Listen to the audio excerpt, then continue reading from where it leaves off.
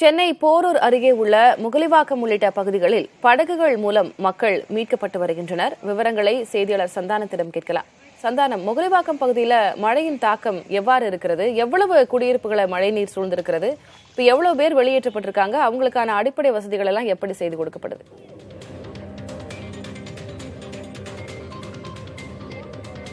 திலகவதி, வடகிழக்கு பருவமழையின் காரணமாக சென்னையில் கடந்த 3 நாட்களாக தொடர்ச்சியாக பெய்து வரக்கூடிய கனமழையின் காரணமாக சென்னை போரூர் அருகே இருக்கக்கூடிய முகலிவாக்கம் திருவள்ளுவர் நகர் முழுவதுமாக மழை நீரால் சூழ்ந்திருக்கக்கூடிய காட்சிகளை தான் நம்ம பார்க்குறோம். இந்த பகுதி முழுவதும் கிட்டத்தட்ட 500க்கும் மேற்பட்ட குடியிருப்புகள் இருக்கக்கூடிய நிலையில் இந்த பகுதி முழுவதுமாக இடுப்பளவிற்கு மேலான தண்ணீரால் சூழப்பட்டிருக்கிறது. ஒவ்வொரு வீடுகளுக்குள்ளும் தண்ணீர் உள்ளே போகக்கூடிய சூழல் இருக்கிறது. கடந்த 2 நாட்களாக தொடர்ச்சியாக பெய்து வந்த கனமழையின் காரணமாக இந்த பகுதி முழுவதும் தற்போது மழை நீரால் சூழ்ந்திருக்கக்கூடிய சூழ்நிலையில் இந்த பகுதியிலிருந்து இருக்கக்கூடிய பொதுமக்களை வெளியேற்றும் பணியில் தீயணைப்புத்துறை சார்பாக தற்போது அதிகாரிகள் பணியில் ஈடுபட்டு வராங்க.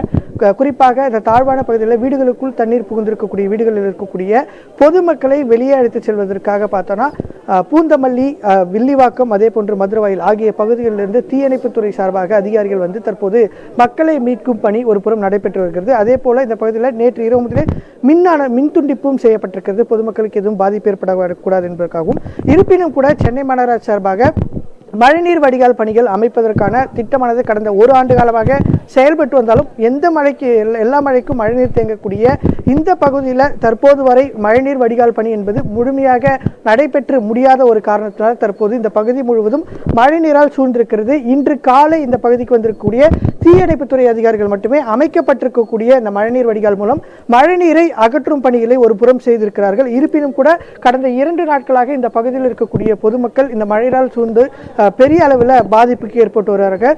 கிட்டத்தட்ட 500க்கும் மேற்பட்ட குடியிருப்புல பொதுமக்கள் இருக்கக்கூடிய நிலையில் அவர்களுக்கான அத்தியாவசிய பொருட்களும் தற்போது வரை பெரிய அளவில் வழங்கப்படவில்லை என்று குற்றச்சாட்டு இருக்கிறது. இது குறித்து நம்ம இந்த பகுதியில் கூட கேட்போம். சரி, இந்த மழைக்கு எப்பொழுது இங்கே தண்ணி தேங்க ஆரம்பிச்சது? அதிகாரிகள் சார்பாக என்ன நடவடிக்கை எடுத்திருக்காங்க? ஆக்சுவலாக பார்த்தீங்கன்னா நேற்று முந்தா நாள் தான் மழை ஜாஸ்தி ஆகிடுச்சு. ஸோ நேற்று காலையிலேருந்து இங்கே மழை அதிகமானதுனால எங்களுக்கு ஆக்சுவலாக என்னென்னு பார்த்தீங்கன்னா இந்த போரூர் ஏரி இருக்குது பார்த்தீங்களா, இந்த போரூர் ஏரி ஃபுல்லாகிடுச்சுன்னா அந்த தண்ணி கொலப்பாக்கம், மணப்பாக்கம், இந்த திருவள்ளூர் நகர் வழியாக போயிட்டு இந்த என்ன நகர் இது ஆர்போ நகர், ஸோ அந்த வழியாக தான் தண்ணி எப்போதுமே பாஸ் ஆகும். ஸோ இந்த ட்ரிப்பு மழை அதிகமாக இருக்கிறதுனால தண்ணி வெளியே போகிறதுக்கான வழிகள் எதுவுமே இல்லை. சுற்றிலும் வீடு கட்டிட்டாங்க, காம்பவுண்ட் வால் கட்டிட்டாங்க. ஸோ அதனால் தண்ணி வெளியே போகிறதுக்கான எந்த ஒரு அறிகுறியும் இல்லை. இதெல்லாம் நாங்கள் எல்லா அதிகாரிகிட்டையும் நாங்கள் கோரிக்கை வச்சோம். நாங்கள் கோரிக்கை வச்சதுனால எங்களுக்கு அந்த கால்வாயெல்லாம் அமைச்சு கொடுத்தாங்க.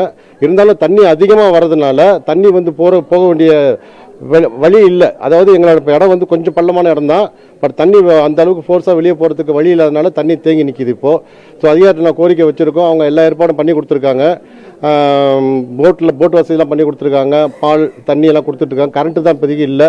ஸோ தண்ணி குறைஞ்சிடுச்சுன்னா எல்லா வசதியும் நாங்கள் பண்ணித்தரோன்னு சொல்லியிருக்காங்க. ஸோ அது மாதிரி நாங்கள் கோரிக்கை வச்சுருக்கோம், பார்த்துட்ருக்கோம் சார்.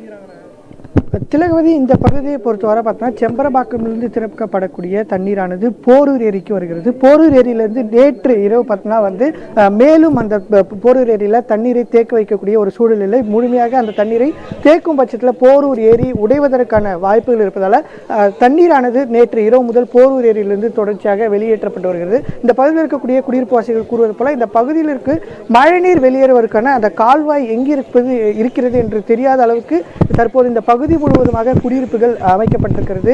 குறிப்பாக பார்த்தோன்னா அந்த கால்வாய் செல்லக்கூடிய பகுதி முழுவதும் காம்பவுண்ட் வால், வீடுகளுடைய குடியிருப்பு காம்பவுண்ட் வால் அமைக்கப்பட்டிருக்கிறதுனால மழைநீர் வெளியேற முடியாமல் இருக்கிறது.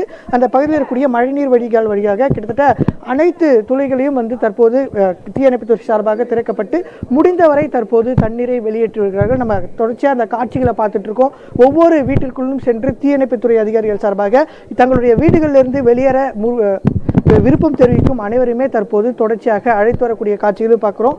அதே போல தண்ணீர் செல்லக்கூடிய ஒவ்வொரு இடத்துலையும் குப்பை பொருட்கள் இருந்தால் அது மழைநீர் வடிகால் கால்வாயில உள்ளே சென்று அடைக்கும் இருக்கின்ற சூழல் இருக்கிற காரணத்தினால மாநகராட்சி தூய்மை பணியாளர்களும் தண்ணீரிலேயே தொடர்ச்சியாக வந்து அந்த குப்பைகளை அகற்றும் பணியும் ஒரு பக்கம் ஈடுபட்டு வருகிறார்கள்.